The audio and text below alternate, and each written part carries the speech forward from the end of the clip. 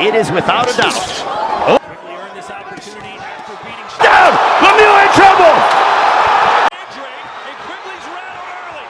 Big right hook by Andrade. That rocked him again.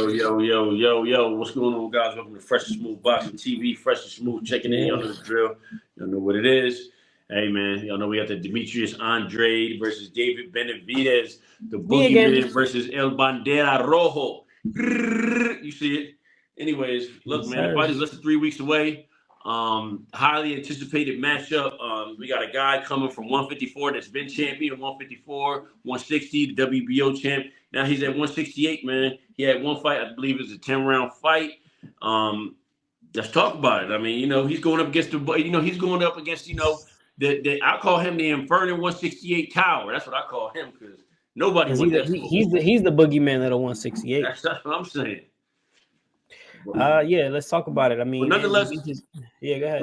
David Benavidez is 27-0 with 23 KOs. Like I say, the boogeyman of the 168 division. Demetrius Andrade is 32-0 with 19 KOs, but he is 35 years old and he's been an avoided fighter. Talk to him, Smooth. Boo. Look, man, this is what he's always wanted. I've been a big fan of Demetrius Andrade for a long time. It's been very frustrating following him along his career. He was mismanaged at 154, he went signed with the Zone thinking things would be better because the Zone was signing a lot of fighters. The Zone came out, spent $1 bazillion. When they first came out, they came out guns blazing. And they signed a bunch of fighters. They threw a lot of money around. They signed Canelo. The Zone went and told Demetrius Andrade, look, come over here to Death Row. Come over here to the Zone. We got Canelo. We got all the big. They did have all the biggest middleweights. They had Golovkin. They had everything. Come over here to Death Row. and it just didn't happen for him. He ended up just being avoided, not fighting the big names he wanted to fight. Has Demetrius Andrade? Now we'll see where he is. I know he signed to Showtime. He doesn't owe anybody spit over at the Zone or people saying that he might have ducked or dodged somebody. Man, look, he signed with Showtime looking for the big fights. Before you go ahead with that, hey, listen to this. How he duck anybody when he was at Canelo's post press conference, post fight interview, talking about some. Hey, get the fuck out of here, man. He was at the Jamal Charlo fights. He's been looking for the big fights his whole career. So now we're here, right? Has Demetrius Andrade? Have we seen the best first? Have we seen the best of Demetrius Andrade? Right. Well, he's 35 years old, man, and his most notable win to me is Lime Smith winning the unanimous decision. And at 35, the clock is ticking. Not everybody's Floyd, not everybody's Crawford. You know what I mean? Like clock is ticking. Not everybody's gonna. What I'm trying to say is not everybody's gonna look their best at 35 years old, like Mayweather and Crawford just did. Mayweather, when he was 35, he was still beating them young guys. Crawford he took Earl Spence to the school of hard knocks. You know what I mean? He's 35, but I don't think he's an old 35. I think he's a good 35. I think he has great ring IQ. I think when he has fought bigger guys that had a lot of power, he's fought very, very smart. He's picked his punches. But then nonetheless, those were. But hear me out, Smooth. Yeah, he's a good 35, but who has he fought? He's getting ready to jump in there with a gifted inside fighter that walks you down. His track record is phenomenal. Anthony Durrell, David Lemieux, Caleb Plant. He's fast, he's agile, he breaks fighters down, he's smart, he got high boxing IQ. Talk to me. Let me get there. So whenever he did fight somebody that was dangerous, and let's first say he didn't never duck nothing, right? He was after the David Lemieux, right? He was supposed to fight at 160. What's his name? Jojo Sanders, right? He was supposed to fight Jojo Sanders. Billy Joe Sanders did that, and they said Billy Joe. He's supposed to fight Billy Joe, and the fight never happened. Billy Joe got popped with some performance enhancement drug, and that was really heartbreaking to me because that was really his come out fight. He was supposed to fight Madison Square Garden, I believe. This was the Zone come out. Demetrius Andrade. After this, he was supposed to take off. Right, you fight Billy Joe. You beat Billy Joe. Billy Joe's undefeated. He has a big name. You become Big like following. the hottest. Yeah, big following. You become the hottest name in boxing, right below Canelo's and all these other names. And damn, he got popped, and then it's like back to the drawing board again. Now, at 168, his last fight, you could say, he didn't look his best. Was he getting used to the weight class? Was he just kind of like fighting the way he needed to fight to beat the guy that was in front of him? The guy was pushing the action on him. Well, like, I say you say yeah. that. I say this to say that. You know what I mean? Well, he don't got time to make adjustments against David Benavidez. Not at all. I mean, he's gonna have to come out there. I mean, we talked about this earlier. He's gonna have to come get his respect. I mean, but how you gonna earn your respect from somebody that gets hit and smiles and keeps coming forward? So yeah, let's talk about how we see that fight going. The more I think about it, man, you keep thinking we haven't seen David Benavidez. I mean, we haven't seen. Have we seen the first off? Have we seen the best of David Benavidez? I don't know. No. But what if Caleb Plant packs up a stronger punch, can move the way he was moving all through 12 rounds? We may see a different fight. But what we saw in that fight was the fact that Caleb Plant, as good of a boxer and combination puncher that he is, it wasn't phasing David Benavidez. I mean, David Benavidez was coming forward. He never established a good attack to the body to keep David Benavidez, at bay. And so does Demetrius Andrade pack a better punch than Caleb Plant?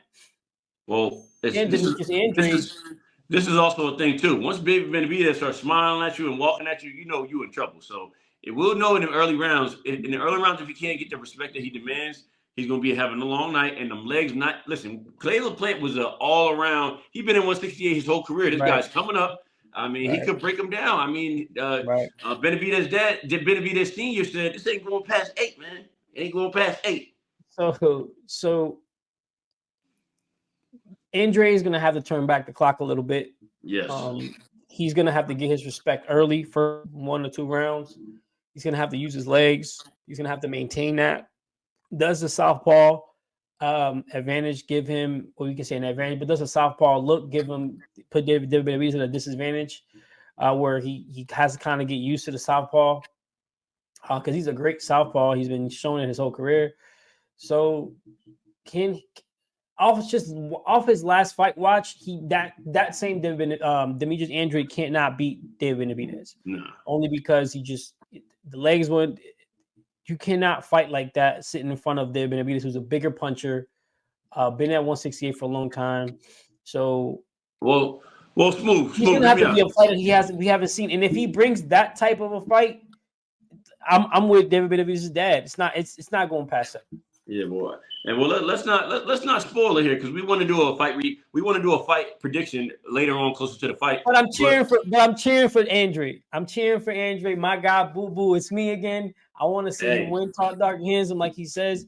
I want to see him do the best he can. I really want him to get his respect, which I feel like he's never gotten in boxing. People just feel like he's trash for some reason. Even Canelo, he's trash. He's no good, right? What was Canelo saying? He said he ain't got no fights and he's never fought nobody. Right. Get the fuck out of here, man. Get the fuck out of here, man. I want to see him get his respect for sure. I agree. Look, I'm not biased here. I do have the David Benavidez bandana on, but I'm here for a good fight and may the best man win. But I'm just saying it's not looking in Boo Boo Andre's favor to win this fight. We can't say we can't count him out. I agree. I respect that, but look at this. This isn't about what's not looking. This is the favor. This is exactly what he wanted. This is his coming out party. This is what he's wanted last decade of his career. He wanted the big fight. He wants the big name. He wanted. I mean, he was hoping it happened at an earlier weight class, but now he's here, and now he needs to step up. And I do think that he understands that we're going to see a different Andrade. He's looking to shock the world on this one. He's going to have good legs. He's going to have good pop. He's going to have to move. He's going to have to put it all together. I'm here for it. It's going to be Thanksgiving weekend. I'm thankful for this fight. Well, yeah, smooth, man. Listen, I don't mean to cut you off, but hear this out, guys. Look, let's put a spin on this. We will be at the fight. We will be doing an all access for the fight, epilogue. We will be doing an epilogue, a weigh-in, and we'll be doing a full fight recap. So we don't want to give away our fight prediction just yet. So we just wanted to talk a little bit more about the fight, guys, and let you guys know we're here for it, and we'll be breaking it down. So that's all we got. Yeah, I think as the weeks come and the fight gets closer and closer, you know, people's perspective and things change. You know, I might be leaning toward this. I might be leaning toward Andrade. So I might not be wearing this bandana. Right. So, you know, I can't wait to see the weigh-in. I can't wait to see the press conference. The week of the press conference, the all access. Hopefully, they still got all access for us. Coming, right? It's a pay-per-view event. They should be doing all access. They should be doing all access. It's me again, Boo Boo. I mean, look, he's gonna have to put it all together. I hope he puts it all together. I think I just want him to get the respect he's been craving for, and then he deserves that. And if he dedicated his life to the sport. If he beats David Benavidez, he's earned the respect of the fans. He's going to get a new community behind him and all that. Let's not forget, this is for mandatory WBC. I mean, I think David Benavidez is already mandatory to Canelo, but I mean, this is the sweepstakes. This is the grand prize, right? This is Mayweather. I mean, Mayweather. This is Canelo sweepstakes. Mayo. What's happening, right? This is the guy that's the big man. Right. This is the guy that's supposed to be there. Canelo cannot duck either one of these guys come May, or he's gonna be looked at real crazy by the boxing community. If Canelo, you know, because he's saying what he's saying, can nobody beat this Canelo? Because Canelo beats everybody. We're gonna have to see in May if you don't fight a David Benavidez or Demetrius Andrade. You have to show me. Well, yeah. Hey guys, look. And shout out to David Benavidez for saying that he said that he want to make his own legacy. They're not, him or Boo Boo are not worried about Canelo. They worry about making their own legacy. So shout out to them. Yep, for sure. Well, guys, we'll have a fight prediction, and we'll have a lot more for this event coming up in the near couple weeks. You know, it's 2 weeks, it's really 3 weeks away. 3 weeks yesterday, so 2 weeks in 6 days. You know, so we'll have more in the upcoming days, guys. We appreciate your support. Fresh and smooth. Hey, hit that like, subscribe button, man. We out. Bow!